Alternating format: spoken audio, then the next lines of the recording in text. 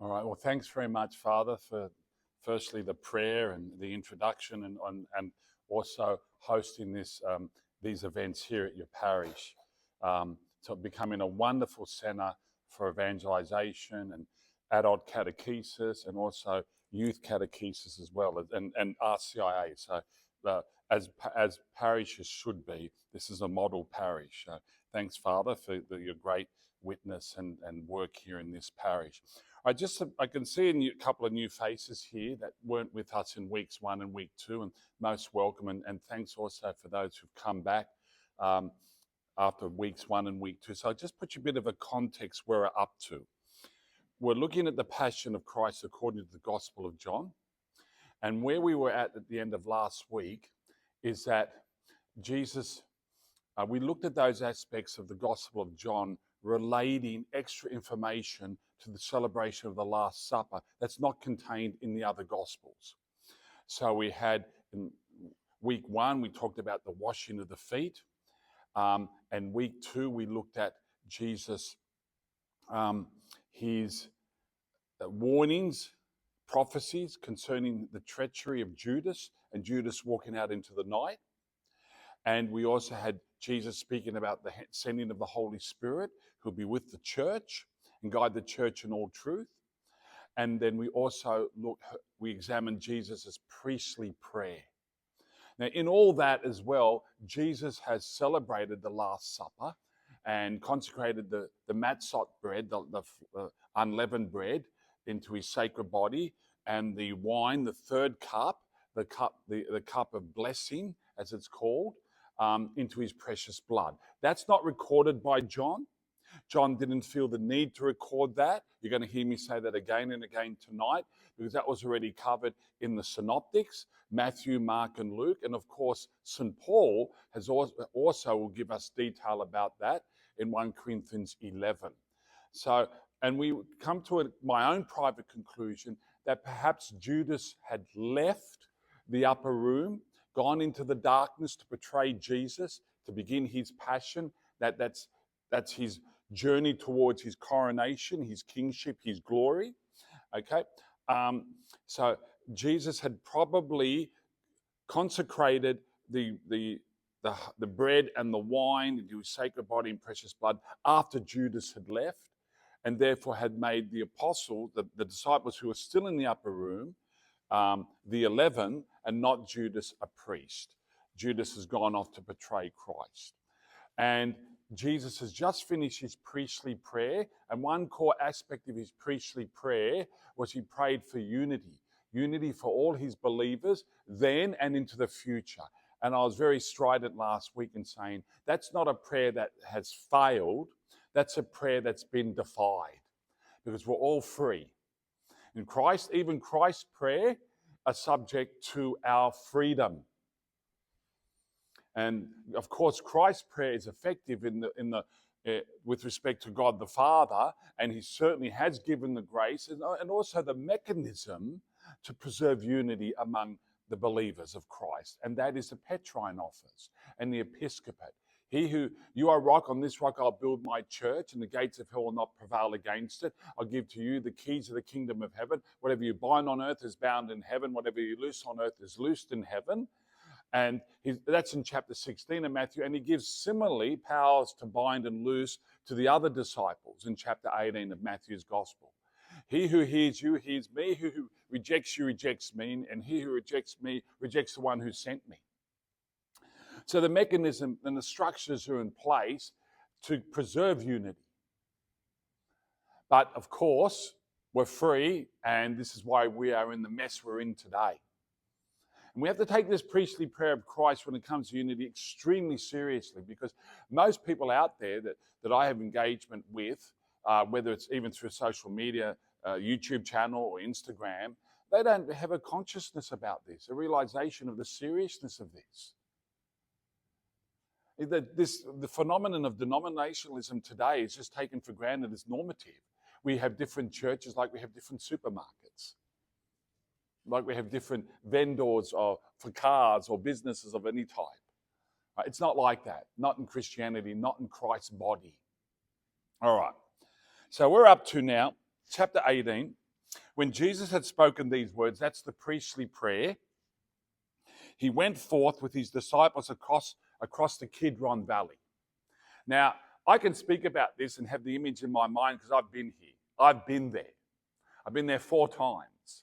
The Kidron Valley, or Kedron Valley, it means muddy valley. Not at this time of the year, though. In this time, which is springtime in the Northern Hemisphere in the Holy Land, it's dry, so they could cross it. It's to the east of the Temple Mount, so you travel down into the valley and you travel up. It's a rather steep valley, and then you get to the Garden of Gethsemane, which is at the foot of the Mount of Olives, that mountain to the east. That mountain to the east is very important. That's where, we're not going to cover that in this exegesis series, because we're looking at the Passion only, but that's the mountain from which Jesus will ascend back into heaven. It's also the same mountain that the glory cloud departed from the first temple, that Ezekiel saw in his vision. It's the same God. The glory cloud, Anania HaKavod, that's the cloud of glory, was the presence of God in the temple as a theophany, cloud by day, fire by night, departed from the first temple, would return in flesh, human form, would depart again from the same mountain, Mount Olivet. I'm digressing here. I'm happy to digress because there's a lot of information in the other parts of Scripture that need to be interconnected with what we're looking at in John's Gospel. And where there was a garden. Now, John, unlike the synoptics, unlike Matthew and Mark, doesn't name the garden. Right? It's the Garden of Gethsemane, which means olive press. And put your hand up if you've been to the Holy Land here. Not enough? 4? Not enough? One day when things settle down, and hopefully they do in good time, Father's going to lead a parish pilgrimage to the Holy Land. And he's going to get at least 30 people. And at least 20 of them are going to be fanatical Maronites. All right, no. All right, okay. Enthusiastic Maronite. We'll have 40 people, and you'll see this. I promote it. I avoid the politics. You know, I'm not calling it Israel. I'm not calling it Palestine. I'm calling it the Holy Land, which is bigger than the modern state of Israel today politically, where Jesus walked, the West Bank, the East Bank, southern Lebanon, southwestern Syria, Jordan, Egypt, the Sinai, everywhere our Lord's walked upon is the Holy Land. And you have to go there. You have to see this. I can picture this. I can picture the Garden of Gethsemane. I can picture when I was there in 2013 and we had teachers walking through the olive trees. There are olive trees there that are at least 800 years old. And walking through them at night in silence, prayerful meditation and silence. An extraordinary experience. And then you go to that church which is nearby, which has this rock, this church that's built. I forget the name of the church. I should know it. It's well known. I apologize for forgetting the name. This church has been built over and above the rock that's believed to be where Jesus himself was leaning against when he was in the agony in the garden. All right. So they go to the garden, which he and his disciples entered. Now, Judas, who betrayed him, this is in the past tense, Judas has already betrayed him. All right? He's gone off. He's betrayed Jesus. He knew this place as well. For Jesus often met there with his disciples, and some commentators say not only met there for prayer, but sometimes may have stayed there, encamped there, rested there. So it's a familiar place. It's not far. It's just a little bit more than a couple of stone throws away from the Temple Mount. All right? And which is the center of all this religious conflict today. So chapter 18, verse 3. So Judas, procuring a band of soldiers and some officers from the chief priests and the Pharisees. So you can imagine how busy Judas has been. The soldiers are both Roman and Jewish. It's most probably a a century, about 100 Roman soldiers. That's a century. And also the attendants to the high priest and temple police. So at the moment, Pontius Pilate is in Jerusalem. We'll expand on that later on because it's a major feast and the Romans increased their presence in the capital city during these major feasts. And they sent this number of soldiers, both Jewish and Roman, out of the fear that the disciples themselves might be violent, might resist. There might be armed resistance. Now, they were coming essentially to arrest Jesus, but they were prepared to arrest all of them. That's why the numbers of the soldiers. And went there with lanterns and torches and weapons. Then Jesus, knowing all that was to befall him, Jesus' foreknowledge, it's just a matter-of-fact statement, but it's more evidence. It's subtle evidence. If Jesus has this knowledge, this foreknowledge, it's evidence that tends to support his divinity, his divine person, knowing the future in this way. Knowing all that was to befall him, came forward and said to them, "Whom do you seek?" They answered him, "Jesus of Nazareth." Jesus said to them, "I am he." This moment, Jesus uses the divine name, I am. I am he. And what happens? When he had said to them, "I am he," they drew back and fell to the ground. So the commentators say that the force of the divine name made them fall to the ground. They could have been all of them, or at least some of them, those who were in the front rows closest to Jesus. I remember when the movie 20 years ago came out, The Passion of the Christ. Remember that movie, the Mel Gibson one? They had this scene, and it really disappointed me because when you know that Mel Gibson was intent on being authentic as possible, and he made it clear in interviews that previous movies about Jesus and his passion were a little bit soft and whitewashed, and they didn't depict it as gruesome as they should have. I expected Mel Gibson to make a big thing about this particular moment. But when in the movie, when he said, "I am he," nothing happened. They didn't show what John records. Now, only John records this, but it should have been inserted into the movie because it would have been a dramatic scene and it would have been a dramatic moment. You know, Jesus utters the divine name, "I am," and they fall to the ground under the weight of that divine name. Verse 7, and again he asked them, "Whom do you seek?" They said to him, "Jesus of Nazareth." Now, what's Jesus doing this for? Is because he wants to protect the rest of the disciples. Okay? And he's ensuring their safety, that you're only going to arrest me. This was to fulfill the word. Okay, so then he goes on to say, Jesus answered, "I told you that I am he. So if you seek me, let these men go. Let the other disciples go." This was to fulfill the word which he had spoken. "Of those whom you gave me, I lost not one." But he did lose one. He lost Judas. So is Jesus incorrect in saying that he lost none?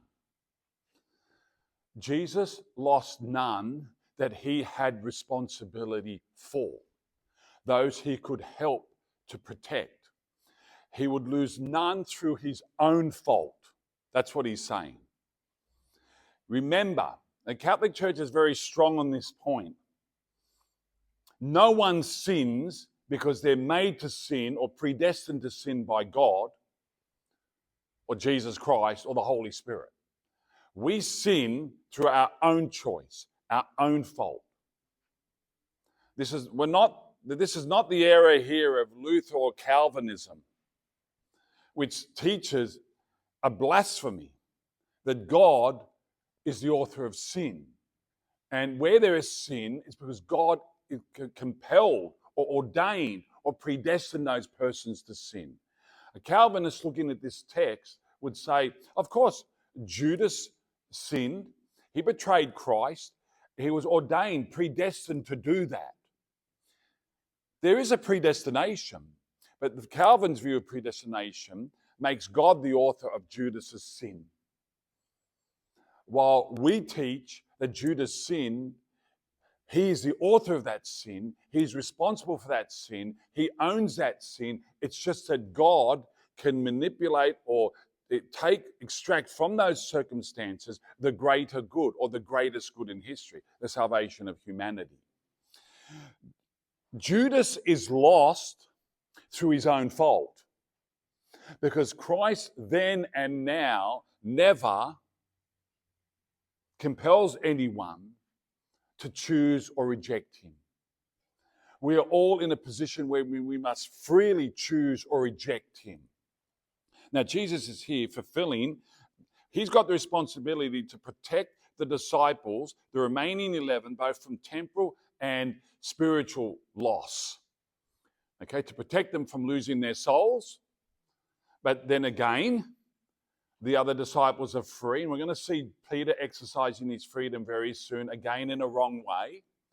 And he has an obligation to protect them physically as well. He knows the disciples are not ready to be martyrs. They're not strong enough yet. They still have this wrongful vision of what the Messiah should be. They're still wondering at this moment, is Jesus going to strike out, display his divine power, and then assert himself as king of Judea, and then launch a casting out of the Romans and all their military might and authority, and then assume leadership. They're still waiting for that. They're not ready to see, they don't know, they don't understand, they're not ready for a Messiah who's going to be arrested, tortured, put to death in the most shameful public manner. So he's protecting the disciples here from arrest and imprisonment and possible torture and death because they're not ready for martyrdom. All right. In this scene, John, this is the garden. You notice what John hasn't mentioned?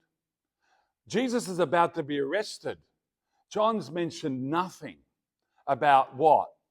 Jesus in the garden, on his knees, in agony, repeating the same prayer again and again. Take this chalice of affliction from me. Nevertheless, let thy will be done. The sweat mixed with his own blood. The angel coming to assist him, to lift him up in the midst of that agony. John mentions none of that. And again, it's very simple. It's just John knowing his audience, knowing the other gospels exist. He doesn't need to repeat that. John is giving us the other information the synoptic authors did not provide to us. Now, verse 10.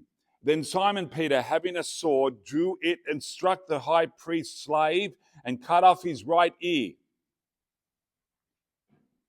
Now, I heard a talk in this parish, probably in 1996, by the great brother Christian Moe, who said that this is evidence that St. Peter was left-handed. Because he cut off Malchus's right ear. And to do that, he probably had to come from a certain angle. I'm looking at Regina here. To cut off Regina's right ear, it's more easy if I've got the sword in my left hand. So maybe the first pope was left-handed. So if you're lefty, you can take some pride in that. All right. Now, the slave's name was Malchus. So why does John give us his name? Does it matter? Well, it tells us that he was an eyewitness. He was there. He knows the detail, knows the particulars. He didn't have to give us his name. But it's a clue that he's aware that he has some connection with the high priest, that he knew who Malchus was. Now, what does Jesus do? This is an amazing moment here. Malchus is on the ground. His left ear is cut off. Is it his left ear or right ear? Sorry. Right ear. Yeah, right ear, sorry. Right ear is cut off. He's bleeding. He's in agony. And what does Jesus do? He heals him. He puts his right ear back on. You think, well, why is Jesus doing that? Because one, Peter shouldn't have done what he did, because Peter is loyal, he's loving, he's acting instinctively as a brother to protect his Lord, a disciple, but he's got the wrong vision of the mission of the Messiah. He just doesn't know yet that the Messiah has to be arrested and suffer and die and rise again. Right? So he's trying to keep Jesus intact to ensure that his vision of the messianic mission comes to pass. The glorified Jesus on Mount Zion. Jesus heals Malchus to illustrate that Peter was wrong in doing what he did, but also as an act of mercy. A last grace to those who'd come to arrest him.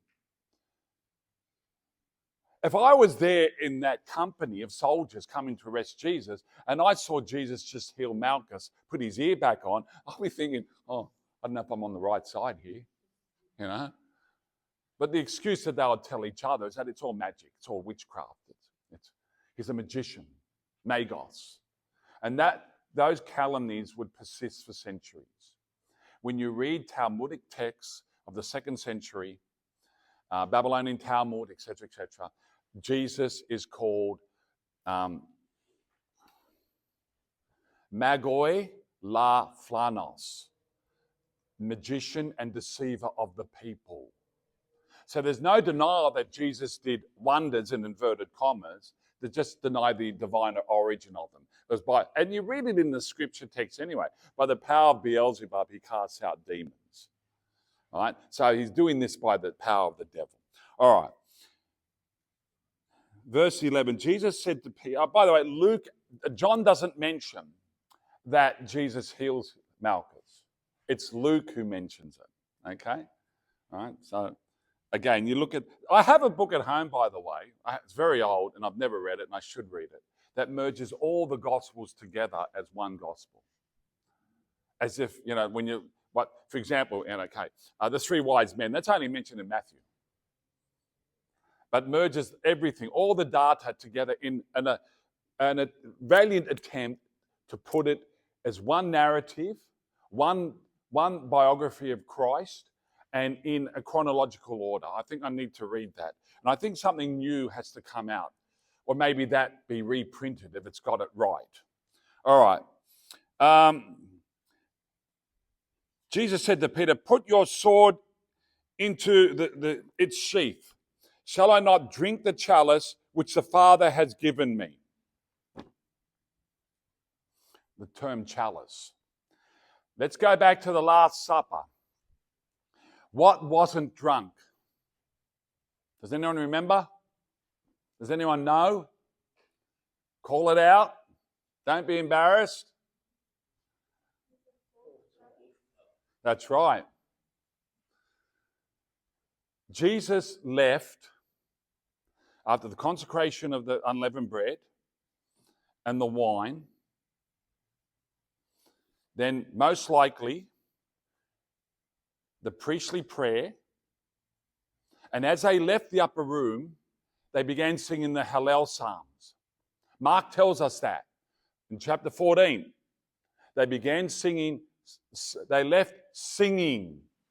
They left the upper room towards the garden singing a psalm. Psalms 115 to 118 are the Hallel Psalms that are sung between the 3rd and the 4th cups of the Passover meal. So if you're at home with your dad, he's leading the liturgy of the Passover meal on this day, the 14th of Nisan. It's night, so it's now technically the 15th of Nisan, right? They'll be singing these psalms. Jesus sang these psalms as he walked out with the disciples. No 4th cup has been drunk. Jesus, though, intends to drink that 4th cup. But where? When? He's just said to Peter, you can't do what you've just done because that's going to stop me from drinking the final cup, that chalice.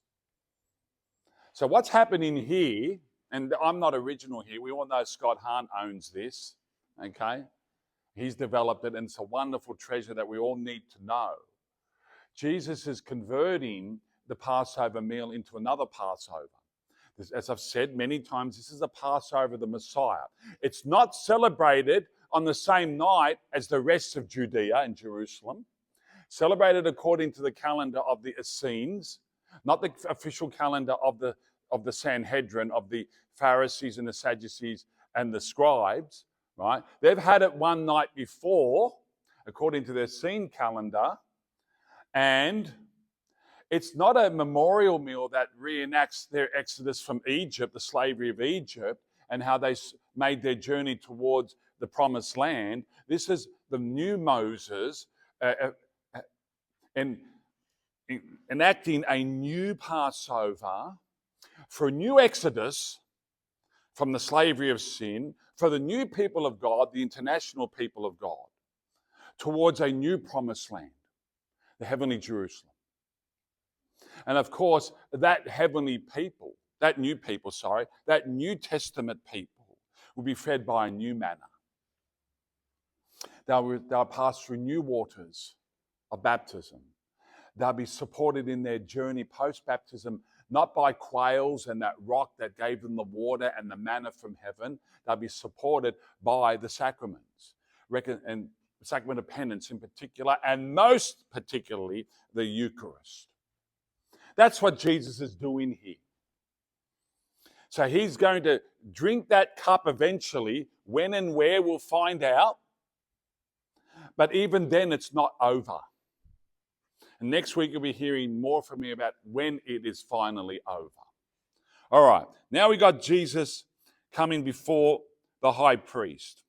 So chapter 18, verse 12. So the band of soldiers and their captain and the officers of the Jews seized Jesus and bound him, as Isaac was bound.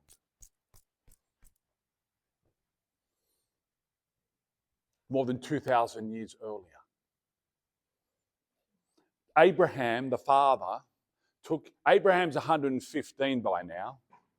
He's doing pretty good for 115. He lived to 175. And he's taken Isaac up the same mountain, Mount Moriah. That's why the temple is there.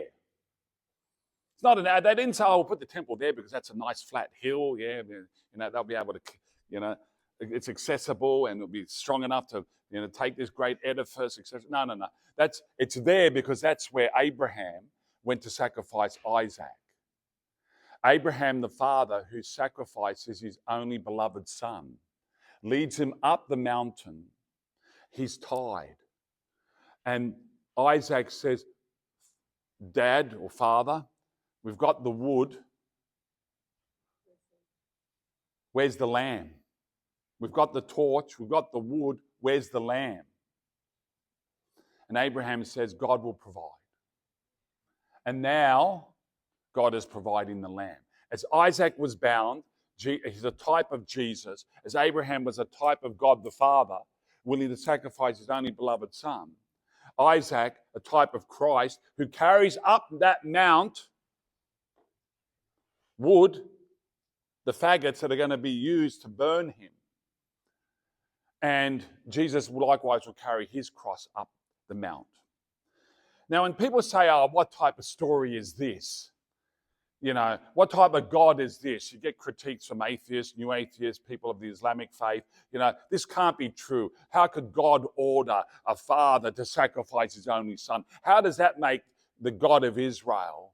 It wasn't the God of Israel then, because Israel didn't exist as a man, right? How could this God of Abraham and Isaac be any good God if he's any different than the Phoenician Baalic divinities, the Molochs, the Astartes that demanded human sacrifice? Because God, in this event, the Akedah event, of course, ultimately forestalls Abraham through the angel, and Abraham doesn't slaughter Isaac. God was creating the typologies and the allegory. The typologies are those individuals, Abraham as a type of God the Father, and Isaac as a type of God the Son, Christ. And the allegory is to look at this event, the Akedah event, the binding of Isaac, as an event that is literal and historical at first instance, but when you when you put on the Jesus glasses and you look back at that event, you can see how it bespeaks a secondary spiritual event, moment, more important, more significant than the actual original historical event. All right, so Jesus is bound. Verse 13, first they led him to Annas, for he was the father-in-law of Caiaphas. Now, Jesus endures this night 5 night trials. John speaks of 3 of them. The 5 are before Annas, then Caiaphas, then Pilate, then Herod Antipas, then Pilate again. John does not give us any details regarding Jesus before Caiaphas or Herod. Only an initial detail, brief, before Annas, but more detail with regard Pilate 1 and Pilate 2. And again, it's the same basic reason. John doesn't feel the need to repeat data that's already in the Synoptic Gospels. He's giving us additional data. So if we're going to have a merged gospel narrative, we'll be extracting from Matthew 26, Mark 14, etc., and merging it with John here, John 18, John 19, to put the whole picture together. All right, so he comes before Annas first. He's the father-in-law of Caiaphas, who was the high priest that year. Hold on, who's the high priest? First they led him to Annas, for he was the father-in-law. Now, it's complicated here because of Roman interference. Annas is the father-in-law of Caiaphas. Annas was high priest from AD 6 to AD 15. Originally, the office of high priest was held for life. But the Romans get involved, and they've been there since 63 BC, and they corrupt the process, and they depose Annas in AD 15. Now, the traditionalists, those faithful to the tradition of the high priesthood, say that this is illegitimate, and Annas remains the authentic, real high priest. 3 years later, there's someone in between. I don't know the name of the high priest in the next 3 years, but from the 18 to 36 AD, Caiaphas, the son-in-law of Annas, is now high priest, and he's high priest this year. That's what John means when he says, father-in-law of Caiaphas, who was high priest that year. So in that year, AD 30 or AD 33, depending on what view we take, Caiaphas is the acting high priest. It was Caiaphas who had given counsel to the Jews that it was expedient that one man should die for the people. When was that advice given? When did Caiaphas say, don't you get it, guys? It's simple. Sacrifice one man, this Jesus of Nazareth, to prevent the Romans destroying all of us. John 11, that chapter contains the miracle of Jesus raising Lazarus from the dead. And when he did that, that's a week ago, a week before this, the hordes, the crowds are just following Jesus. That's why they turned up in big numbers on Palm Sunday. We looked at that, chapter 13, 2 weeks ago, because they were convinced that Jesus of Nazareth had to be the Messiah. He's coming out of Jerusalem. We put out the palm leaves. He's going to manifest the kingdom now. And Caiaphas, in his twisted thinking, is thinking, and a thinking that's driven by envy and hatred of Jesus of Nazareth. You know, okay, if the people rise up to accept Jesus and crown him as king, that's going to bring the Romans their wrath upon us, and they'll destroy the nation. So it's easy, guys. Let's wipe out Jesus before this happens, and we save the people. It's better to put one man to death in order to save the whole people. Now, Caiaphas, when he said that as high priest, was wearing the Urim and Thummim, it's a breastplate, which was when the high priest wore that He spoke, in a sense, infallibly. And without realizing what Caiaphas is doing, he's correct when he says it's better that one man die for the sake of the whole people. But he didn't understand the plan of salvation. It is better that Jesus die for the sake of salvation of the world. That's what we know in hindsight. That's what Caiaphas did not know, was not saying, could not have said, right? Because his inspiration was evil, not for the sake. This was just a feint. He's just pretending to be concerned for the sake of the people. Ironically, it's their rejection of Jesus of Nazareth as the Messiah, which will ultimately, 40 years later, bring the wrath of the Romans upon them and will result in the destruction of their nation. In the first Jewish war of AD 66 to 70, the second Jewish war in the diaspora of Mesopotamia and North Africa in AD 117, 118, which killed over 1 million Jews in the diaspora. And then the final revolt of Bar Kokhba in AD 132, 135 killed another 1 million plus Jews. Those three revolts. The wrath of the Romans would come upon the Jews eventually. Why? Not because they accepted Jesus as king, but because they rejected him as king. The punishment for infidelity to the God of Israel was dispossession of the land. That's what happened to them. That's why they were destroyed by Assyria and destroyed by Babylon in 722 BC and 586 BC, respectively. Infidelity means dispossession. Infidelity, the ultimate infidelity, sadly, is rejecting Jesus of Nazareth as the Messiah, and hence their purpose, the purpose of Israel, has been fulfilled. Israel as a nation state was created for a people through whom the Messiah would come into the world. That has been fulfilled. And ultimately, as I said in the first week, elsewhere, a couple of weeks ago, Israel was summed up in one person, the Virgin Mary, because she was the end point of this purpose. If the purpose of forming a people from the seed of Abraham was for one who would come into the world and be a blessing to all the nations, that one who would come into the world to be that blessing is Jesus of Nazareth.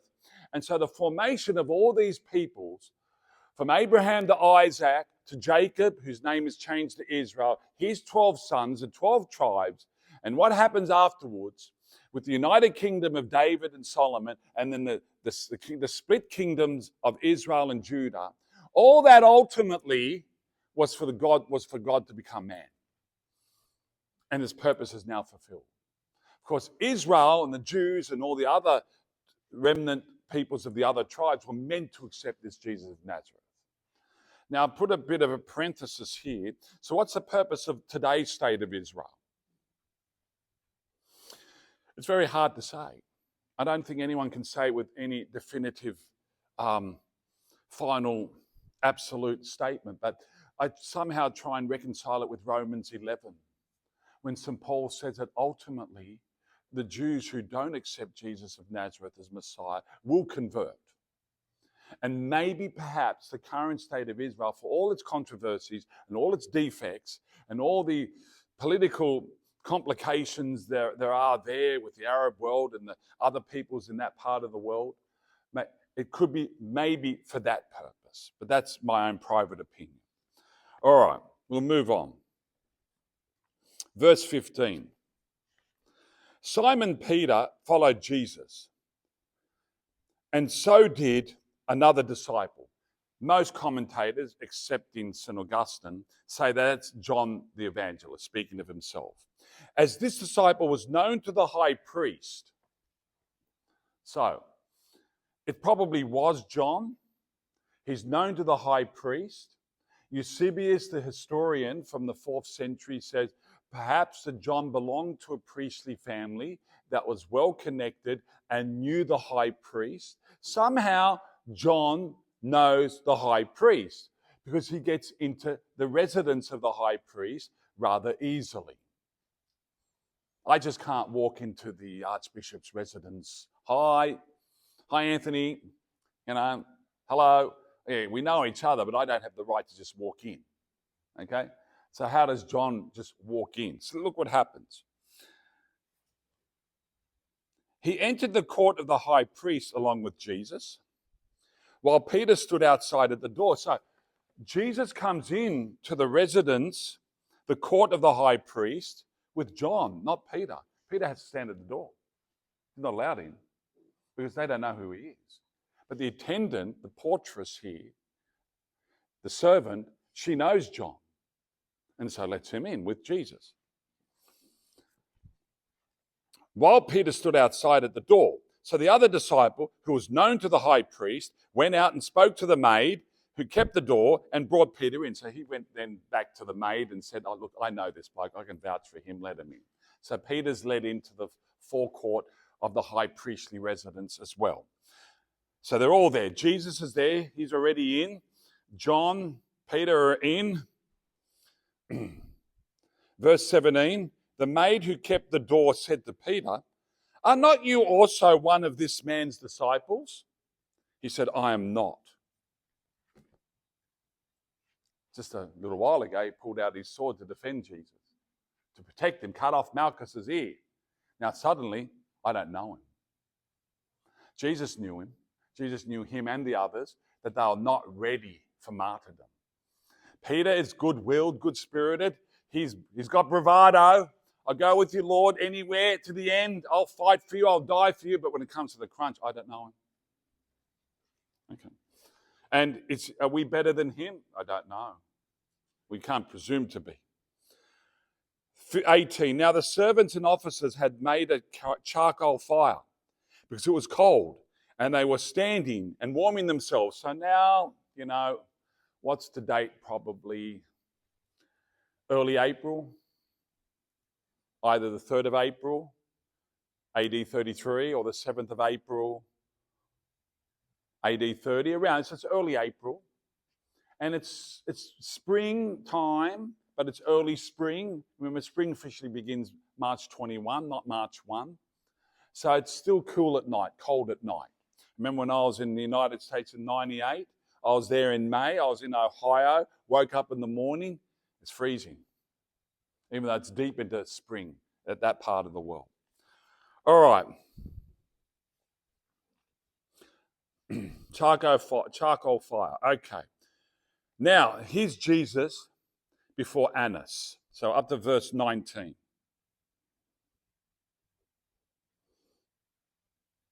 The high priest then questioned Jesus about his disciples and his teaching. We're assuming this is Annas, not Caiaphas. Some biblical scholars actually say that verse 24 should be before verse 19. But that's a matter of speculation. Let's go with what we've got here. And so we presume Jesus is now in front of Annas. The high priest then questioned Jesus about his disciples and his teaching. Jesus answered him, I've spoken openly to the world. I've always taught in synagogues and in the temple, where all Jews come together. I have said nothing secretly. Why do you ask me? Ask those who have heard me what I said to them. They know what I said. Okay, so Annas is asking Jesus about his general teaching throughout the last 3 years. When he had said this, one of the officers standing by struck Jesus with his hand, saying, is that how you answer the high priest? Now, there are a lot of other indignities inflicted upon Jesus. John doesn't relate any other. John doesn't give us the detail that we find in Matthew 26 and Mark 4. As I said already, multiple times, John doesn't need to, because he knows his audience generally have access to those other gospels.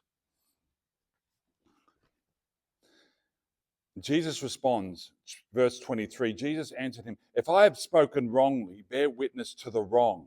But if I have spoken rightly, why do you strike me? In other words, Jesus is accusing Annas of violating the law of Moses. in Numbers chapter 35. You just can't strike me like that. What have I said wrong? You haven't given any evidence of what I have said wrong in any of my previous teaching or what I might be saying right now. Now then, verse 24, Annas then sent him bound to Caiaphas, the high priest. So it's very short and sharp, very simple. What's your teaching? I've taught openly. Everyone has heard it. How dare you speak to the high priest like that? He's belted, and Jesus responds, basically, why do you strike me in violation of the law of Moses? What have I said wrong? Annas provides no evidence. Then Annas shifts Jesus, palms him off to Caiaphas. Some speculate that Jesus' response exposed Annas. He felt insecure, at least embarrassed, exposed that he had violated the law, and then just palmed him off to Caiaphas. Also probably acknowledging that at least in this calendar year, Caiaphas, not myself, has ultimate responsibility to try Jesus. Verse 25. Now, back outside. By the way, Caiaphas is in the same house as Annas.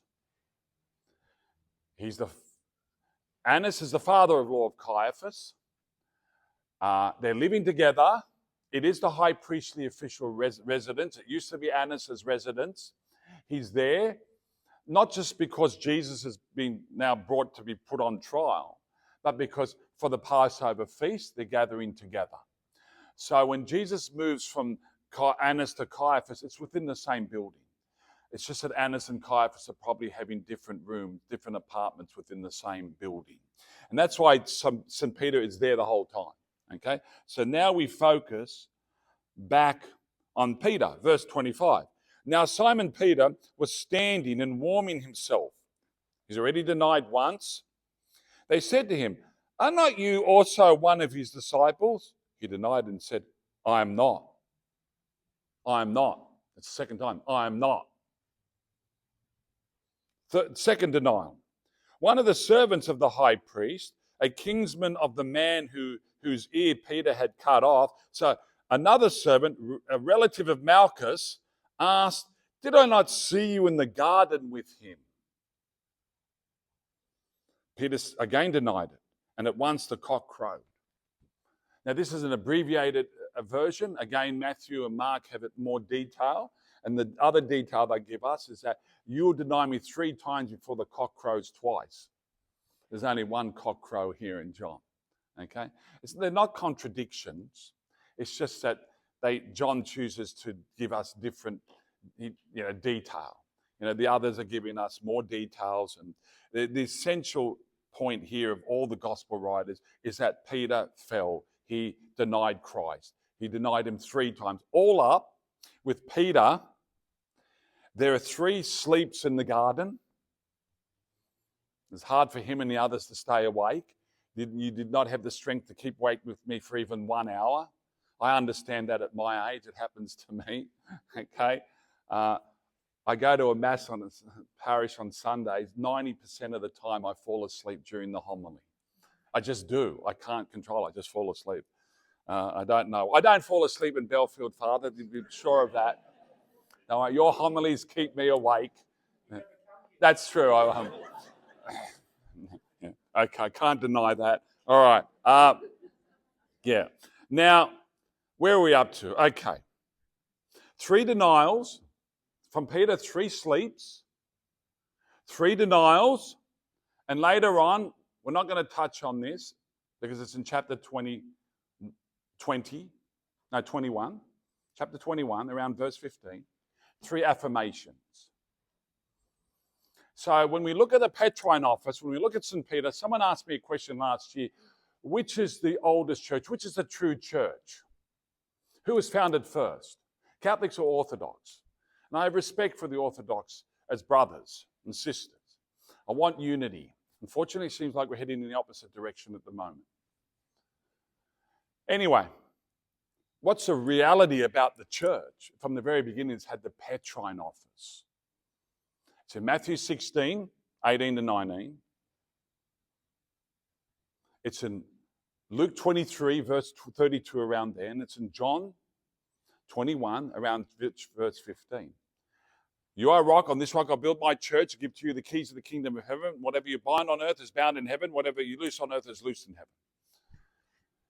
Satan has sought to sift you like wheat, but I prayed for you that your faith fail not. And when you have returned to me, strengthen your brethren.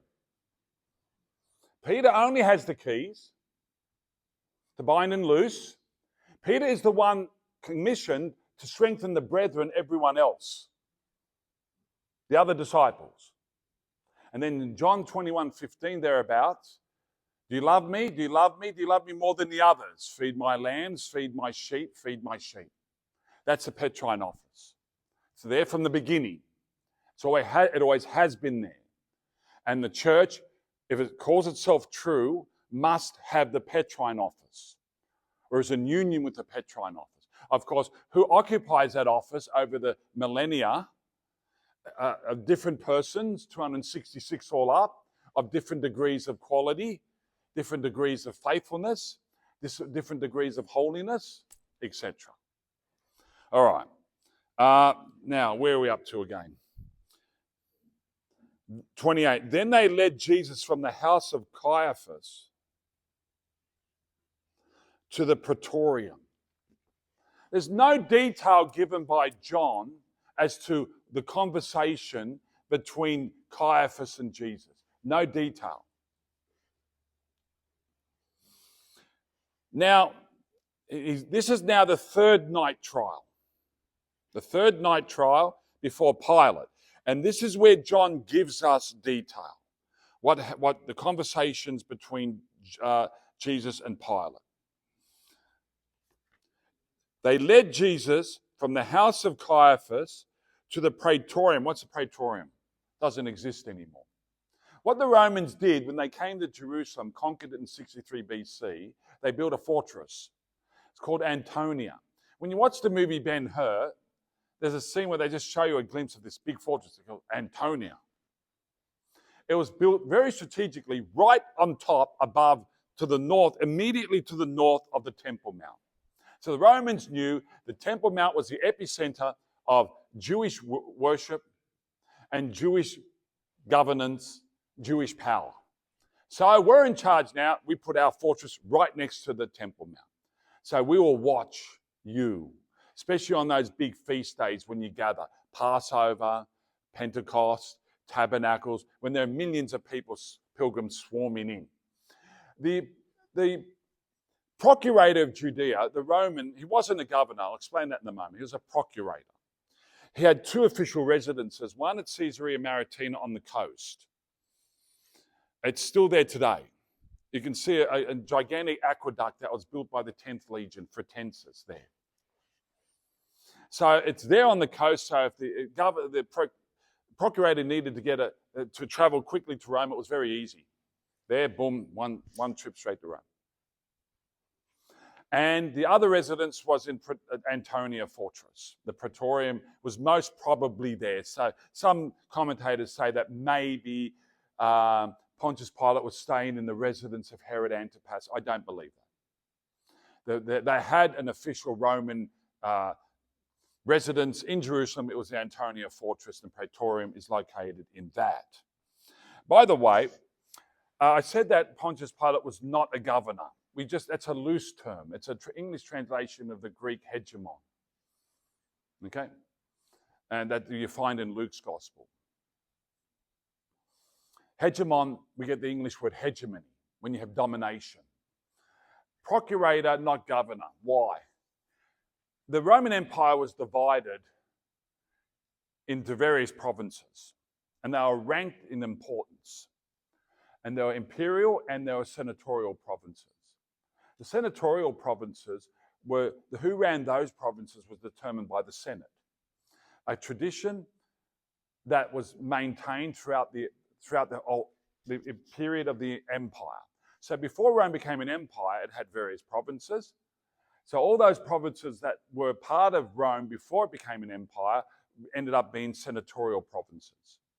As Rome expanded after it became an empire, those newly acquired provinces were imperial provinces. So that meant that the Roman emperor had the prerogative to appoint who the governors would be.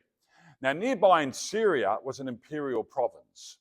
And because it bordered with Parthia, and Rome was at war with Parthia for centuries, they go to and fro. Right? Sometimes Rome was in the ascendancy, sometimes Parthia, then Rome again, Parthia. Okay, all right. So that the ruler of the province of Syria was a governor, and he had also our overarching authority over Judea. Who governed Judea was a procurator, who was subject to the governor in Syria. And that it's different because governors were either senatorial or patrician rank. In Roman society, the hierarchy in Roman society, you're not going to be given a governorship unless you're a certain level of, prestige in the hierarchy. Either a patrician rank, like nobility, okay, or a Roman senator. A procurator was lower, equestrian rank. So a procurator was like a knight, and because that's what equestrian rank is. A knight is someone, who is a soldier on a horse, knights. And so a procurator was equivalent to a knight, while governors were equivalent to lords in the hierarchy. All right, so this was the arrangement at the time of Jesus of Nazareth and Pontius Pilate. It would change after the Jewish revolt of AD 66-70, because that revolt was so serious and involved Romans sieging a city like they never had before and destroying it. And it was such a prolonged war and devastating war, they decided to reorganize the territories. And they gave, and from after AD 70, Judea had its own governor. Later on, the Romans would rename the territory to I forget the first part, but the name Palestine comes from the Romans. They called it Palestina. I forget the first part of the name. All right? So the term Palestine is not modern, it's not Arab, it's Roman from this period. Somewhere during the struggles between ancient Rome and the Jews in this period. All right, I did know that term until this morning. It slipped my mind now. All right, so now Jesus is before Pilate. It was early, probably around 6 a.m. And I can tell you what, Pilate is annoyed, as I would be. Someone's knocking on my door at 6 o'clock with headaches to deal with. I'm annoyed. All right? If you're at work, thank goodness we're getting this legislation where you can ignore emails and phone calls after hours, all right? But anyway, so Pilate has to get out of bed to deal with this issue. They themselves did not enter the praetorium so that they might not be defiled, but might eat the Passover. There it is. The Pharisees, the scribes, they haven't eaten the Passover yet. Jesus has, the night before, with his disciples. They operated in two different calendars. Jesus had it on the Thursday night. The Pharisees are saying, we can't go into the house of Pilate. If we do, we incur ritual defilement. Why? Because the house of pagans often had dead bodies buried in them, and that would defile us. And under the law, Numbers chapter 9, verse 6, if we do this, we incur defilement and we won't be able to celebrate the Passover. We'll be banned, ritually banned for a month. That's why they don't go inside the praetorium. Pilate comes out. Jesus has gone in. They've taken Jesus into the praetorium. The Pharisees and the scribes have stayed outdoor. Pilate goes to meet them outdoor.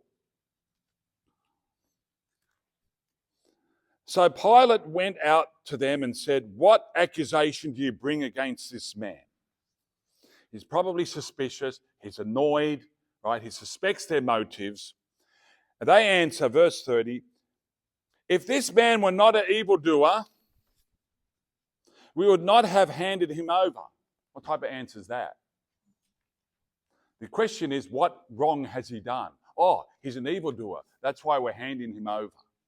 All right? So already you can tell that the Pharisees, scribes are struggling to conceal their real motives, and they're making policy on the run, so to speak. They want Jesus dead, but they can't do it themselves. Where Romans dominate a territory, incorporated into the empire, they enacted what was called the jus gladii, the right of the sword. They reserved to themselves the right to use the sword in capital punishment. Now here's Pontius Pilate, his procurator from AD 26 to 36. He's maintaining this tradition. The Pharisees know they're bound by this. If they had their way, they'll get Jesus right now, straight after the first trial with Annas, then probably confirmed by Caiaphas, and they'll stone Jesus to death for blasphemy. For you being a man, make yourself like God. That's it. Over. They couldn't do that. Later on, we see with the martyrdom of St Stephen, they stoned him to death. How'd they get away with it? It's AD 37. What's happened? Tiberius is dead in Rome. Pontius Pilate has been ordered back to Rome. There's no local governor. There's a gap. There's a lacunae. There's a gap in the governor's Roman authority in Judea. So the Pharisees were free to exercise their blasphemy laws and send Stephen to death by stoning him to death. Okay? Now, so if this man were not an evildoer, we would not have handed him over. What's the evil? I haven't explained it yet. You're just presuming. You're begging the question. Pilate said to them, take him yourselves and judge him by your own law. Does Pilate have enough information on what's this all about yet? As I said, he's suspicious of their motives. Is it that serious? Judge him by your own law. The Jews said to him, it is not lawful for us to put any man to death. So, they want Jesus dead. They can't do it themselves. But if they can't bring the real accusation to Pilate. If they should have said this if they were honest. Look, this man claims to be the Messiah. He claims to be the Son of God. He's blaspheming. Put him to death. Well, Pilate can't do that. He's not interested in the Jewish law. Doesn't mean anything to him. They're not going to be able to secure the death of Jesus simply because they have a Jewish religious grievance. For Pilate to put Jesus to death, there has to be an offense against Roman law, not Jewish law. So now they have to twist the facts. We know how they twist the facts. We don't get the twist in here. We read it in Luke. He's a rebel rouser. He's come from Galilee. He's been preaching to the people not to pay taxes to Caesar and claims to be king. So that's the detail they supply to Pilate, though John doesn't mention it here. Now, let's go back to this verse 31. The Jews said to him, Pilate, it is not lawful for us to put any man to death. If they were to put the man to death, Jesus, he would have died by stoning. But Jesus had predicted twice, recorded in John's Gospel, John 3:14 and John 12:32, that Jesus was not going to die by stoning. What did Jesus say to Nicodemus in chapter 3, when Nicodemus came to see him at night? As Moses lifted up the serpent in the desert, so shall the Son of Man be lifted up. Son of Man must be lifted up like that snake on the pole. That's not stoning to death. Chapter 12, verse 32. When I am lifted up, I shall draw all men to myself. They're the predictions that Jesus gave of how he would die. We know that's crucifixion. It must be exercised by the Romans. So the Jewish authorities need to frame Jesus with some violation of the Roman law. Now, if Jesus was a Roman citizen, he would not be lifted up. If Jesus was a Roman citizen, he'll be beheaded for insurrection against Caesar. That's why St. Paul was beheaded, because he was a Roman citizen. Why wasn't St. Peter beheaded? Because he wasn't a Roman citizen. But the Romans mocked him, and they gave him the punishment due to a non-Roman who was engaging in insurrection against Nero.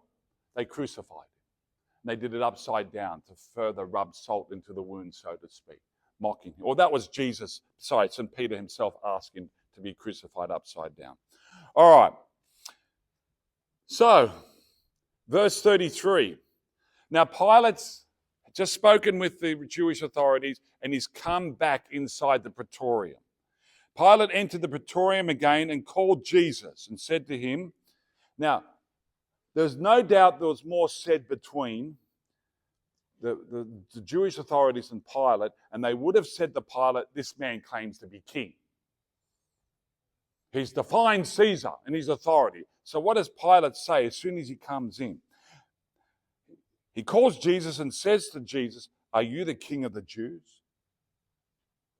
Now, Pilate has received the accusation from the Jewish authorities, and he gets straight to the point. Jesus answered, do you say this of your own accord, or did others say it to you about me? Do you say I'm the king of the Jews, or others have told you that I'm king of the Jews? What does Pilate answer? Am I a Jew? Meaning, why would I believe you're king of the Jews? I'm not a Jew. I have a king. I have an emperor. At the time, it's Tiberius. He was very unpopular, by the way, in Rome, but he was emperor. Okay? So I'm not a Jew. Why would I think or believe or call you king of the Jews? I'm asking you whether you're king of the Jews, because these people have accused you of claiming to be king of the Jews. Your own nation and the chief priests have handed you over to me. What have you done? Now, so Pilate is quite clear he doesn't believe the Pharisees and the scribes. That's why he doesn't believe them automatically. That's why he's asked Jesus, what have you done? He wants to hear the others. Romans were great with law and justice. You go to law school today, you can still do a subject in Roman law. You could still study the Institutes of Justinian, who was a Byzantine emperor. Okay? So, yeah, the Romans, from the standards of pre-Christian paganism, were very good when it came to justice and law. So Pilate has an obligation not to condemn Jesus without hearing both sides of the story. What have you done? Jesus, verse now 36, Jesus answered, my kingdom is not of this world. So Jesus says, I am a king, but it's not of this world. So this is going to confound Pilate and his Jewish accusers. Because the Jewish accusers, they want a Messiah who will be king of this world, who will come on a white horse and who will drive the Romans out and reestablish Jewish hegemony in Judea and the original 12 tribes, lands of the 12 tribes. Pilate is worried about someone who's going to claim to be a king in opposition to the emperor and threaten the temporal authority of the emperor. But Jesus is none of those kings. He's not the type of king that's going to threaten Roman authority. And he's not the type of king that his Jewish accusers want for a Messiah. My kingdom is not of this world. If my kingdom were of this world, my servants would fight, that I might not be handed over to the Jews. But the Jews are not fighting for me, because I'm not the type of king they want. But my kingship is not of this world. Now, through all this, John is emphasizing the dignity of Christ, the serenity of Christ in the face of these trials, and that Jesus is freely handing himself over, freely consenting to fulfill the will of the Father and to go through this and ultimately to be condemned and to be crucified, etc. This kingship was prophesied in the book of Daniel. You go to Daniel chapter 2, you go to Daniel chapter 7. In Daniel chapter 2, Nebuchadnezzar's dream. The statue, head of gold, Babylon. Shoulders and arms of silver, Persia. Waist, torso, here this area, bronze, Alexander the Great and the Greco-Macedonian Empire. Legs of steel, Roman Empire. Feet of clay mixed with steel. The weak foundation of all these pagan empires. The little stone that comes from the mountain crashes into the feet, brings that statue down. It's destroyed and it's blown away. And this little stone becomes a great mountain that encompasses the whole world. That's the fifth kingdom.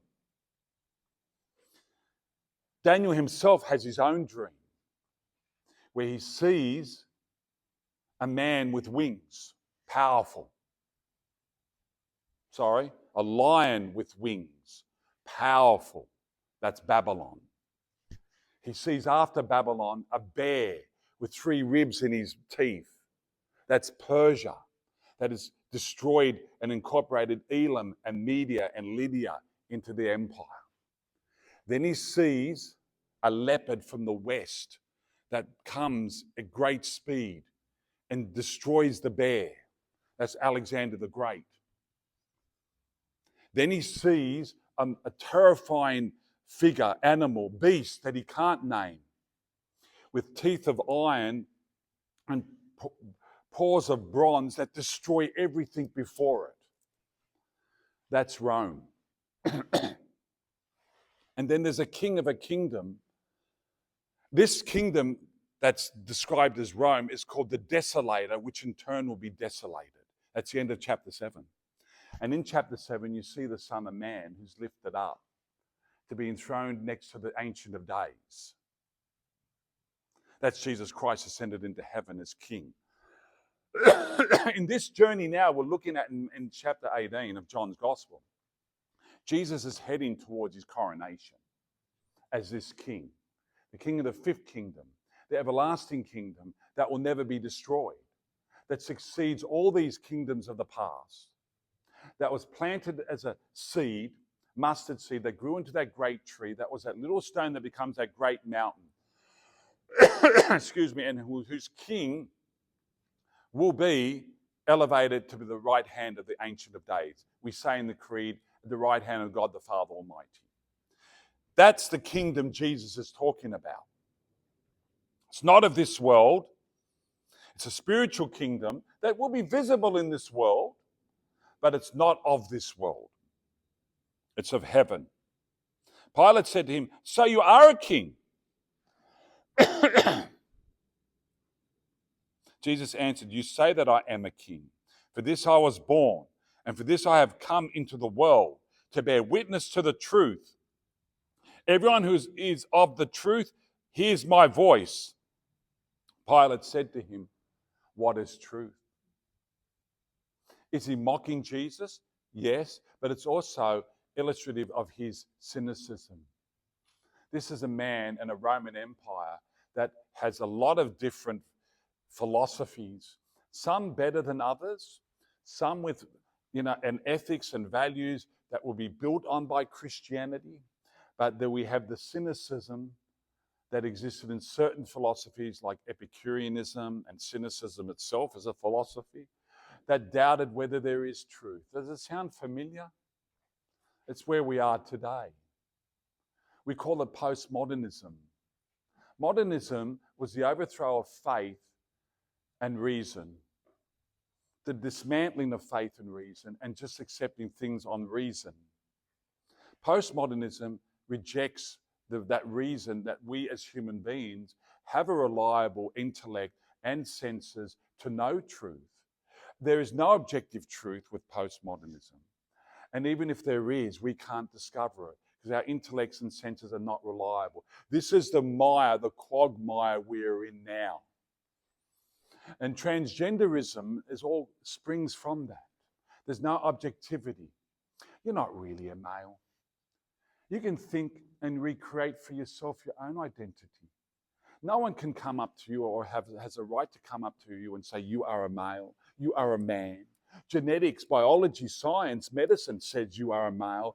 But no, we deny the objective realities and we say, we give you an individualism now. We allow you the freedom to misuse your intellect, to misuse your will and declare yourself to be something that you are not. Because there's no objective truth. Everything is subjective. We create our own truth. We create our own identity. This is our world now, and it's heading for collapse. There's no doubt about it. One way or another, this civilization, which is no longer a civilization, but an anti-civilization, will collapse, implode. It will be dealt with. Well, I've just finished reading the prophets of the Old Testament.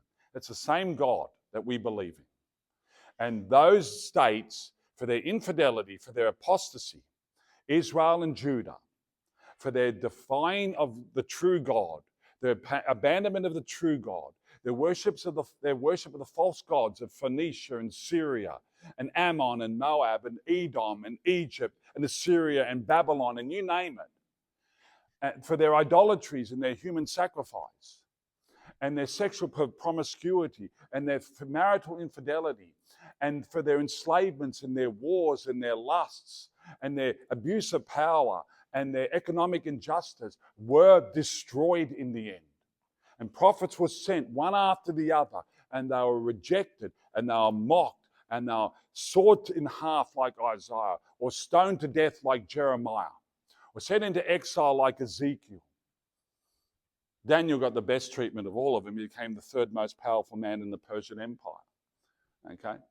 And they were dealt with. What's this world we got now? There have been prophets sent to our times too. It's the same person. A lady of good success. A lady of La Salette. A lady of Fatima. A lady of Akita. It's the same person, the same woman, a prophetess for our times. And who is listening? Who is obeying? Where's this going to end? Our times. I've digressed, but that's all right, no problem. Okay, what is truth? Now, let's wrap up. Verse 39. After he had said this, he went out to the Jews again and told them, I find no crime in him. He hasn't done what you guys are saying. He doesn't claim to be a king in opposition to Caesar Tiberius. He's not telling the people not to pay taxes. He did the opposite, actually. It's a wonder he remained popular. He actually said to them, pay taxes to Caesar. Whose head is this? Whose image is this? It's Caesar's. I give to Caesar that which is Caesar's. Right? He wasn't doing the things that his opponents claim. So, Pilate had enough integrity to say, I find no crime in him. Verse 39, but you have a custom that I should release one man for you at the Passover. You will have me release for you the King of the Jews? Now, this is Pilate in his weakness and his cowardice trying to, release the man he believes to be innocent, but to get the Jews themselves to do it. He doesn't have the courage to do it himself. He's hoping that the mob that's coming to Jerusalem for the Passover, most of them are supporters of Jesus. Their voices will be heard. They'll overwhelm the voices of Jesus' opponents. And Pilate will be compelled to release Jesus, whom he believes to be innocent, but he doesn't have enough courage to make that decision himself. They cried out again, not this man, but Barabbas. Now, Barabbas was a robber, and Mark says also a murderer, Mark 15:7. Barabbas. Now, we'll finish on this point. Here is the critical turning point. There are two men here. Do they choose Jesus or do they choose Barabbas? Jesus is the Son of the Father. Barabbas means Son of the Father. According to Origen, the church father, 3rd century church father, he says that Barabbas' first name was Jesus. So you had two men with the same name, Jesus, Son of the Father, and Jesus Barabbas, Son of the Father. And they were two completely different men. One represented the true kingdom of the Messiah, and the other one, the type of Messiah that most of the Jews wanted. A rebel, a murderer, who was willing to use weapons and force to achieve political objectives and overthrow the Romans. And at this point, not this man, but Barabbas. Now, they chose the wrong Jesus, the wrong Son of the Father. They chose the wrong type of Messiah, and that will be they'll pay the sad penalty for that in the decades to come. On that note, we'll finish. We've got 3 minutes. If there's any questions, happy to take questions. I need to have that. Yes, Anthony. Thanks, Robert. At the beginning, you were talking about the Jews rejected Jesus. But how come we read that the crowds went to see Jesus do this from Tyre and Sidon? Yeah. The crowds greeted him at the Palm Sunday. The crowds did this. Well, the crowds were genuine. The crowds were real. They believed that Jesus was a prophet. He was doing enormous wonders, incredible numbers of miracles, much more than what's recorded. Much, much more. As John says at the end of his gospel, if everything Jesus said and did was recorded, there wouldn't be enough books in the world to contain it. Of course, people were gravitating to this wonder worker who would heal. But most of them would have had the view that Jesus is going to be the type of Messiah that the majority were expecting. Yeah, the miracles were part of it. The healings were part of it. The great preaching and teaching. But where were those crowds when it came to the crunch? It's interesting. I can't give you a definitive answer. Even I would say that when it came to Palm Sunday in Jerusalem, most of them who came because they saw Jesus raise Lazarus from the dead, and they were expecting a manifestation of the kingdom at that moment. They weren't expecting Jesus to be crucified on the cross. So to see Jesus of Nazareth crucified on the cross, stripped naked and put to shame before the world, would have been a shocking outcome, and would have, in the hearts of many, they would have concluded, well, he can't be the Messiah because he's dead, he's buried. He hasn't fulfilled what we hoped, the liberation of Israel and his coronation on Mount Zion and the re-establishment of the original kingdom of David and Solomon and the casting out of the Romans. So that basically miracles weren't enough. You could say that. And they also mixed with the expectations of what he was supposed to be. That's right. And people can explain away the miracles. They were doing that. They were doing that while he was alive. His enemies were doing that. They didn't deny he did these wonders. They just said he did it by the power of the devil. He casts out demons by the power of Beelzebub. And that's when our Lord was very at his harshest with them. And that's when he spoke about sins against the Holy Spirit. Any sin can be forgiven, but sins against the Holy Spirit can't be forgiven in this world or in the next, right? Because it's a denial of the known truth. All right, yes, Arlette. There must have been a core of people who would know what the Messiah was going to be, because John the Evangelist, John the Baptist pointed to Jesus and said, "Behold, the Lamb of God."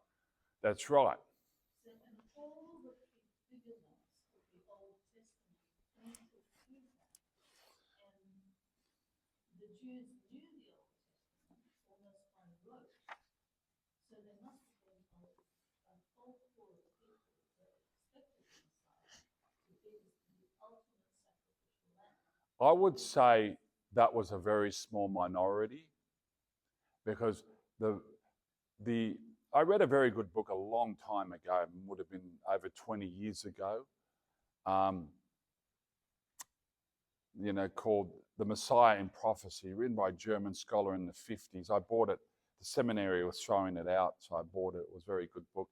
And even then, that author, Professor Heinisch is his name, he said that many Jews were actually confused when they look at the prophecies, because there were prophecies that talked about the king being exalted, right?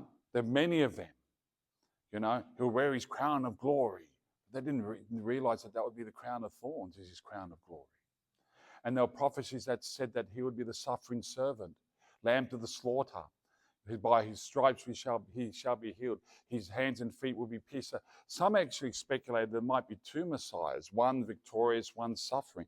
It was confusing for many. And even today, look at it. When we look at private prophecies that have even been approved, we struggle as to how they have been fulfilled and whether they are going to be, whether they have been fulfilled yet, or how they're going to be fulfilled in the future. All right, one last question. Actually, I'd like to just add on to that, because Jesus says that the disciples on the way to Emmaus with foolish men. Yeah, that's right. Because they were despondent because they expected the Messiah to be triumphant, and instead he's dead and buried. That's why they're despondent, because they had that common view that the Messiah was meant to be glorious and victorious, but he's dead and buried. So Jesus had to sit with them, and in the inn, and explain to them from all the prophets, from Moses onwards, that the Messiah was meant to suffer. Yes. Many Jews, yes, and a significant number are non-messianic. They've given up on it. Because if they want to be consistent with the book of Daniel, he was supposed to come around the time Jesus of Nazareth did come. All right, it's 9 o'clock. I'm very conscious of the time. Thank you for coming, and I hope you appreciated, you gained something from this. And we finish next week. A lot of new faces tonight, which is really exciting, and I hope you can come again next week and bring one or two others with you, because we're coming to the climactic moment of all this. Chapter 19 next week. Thank you and God bless.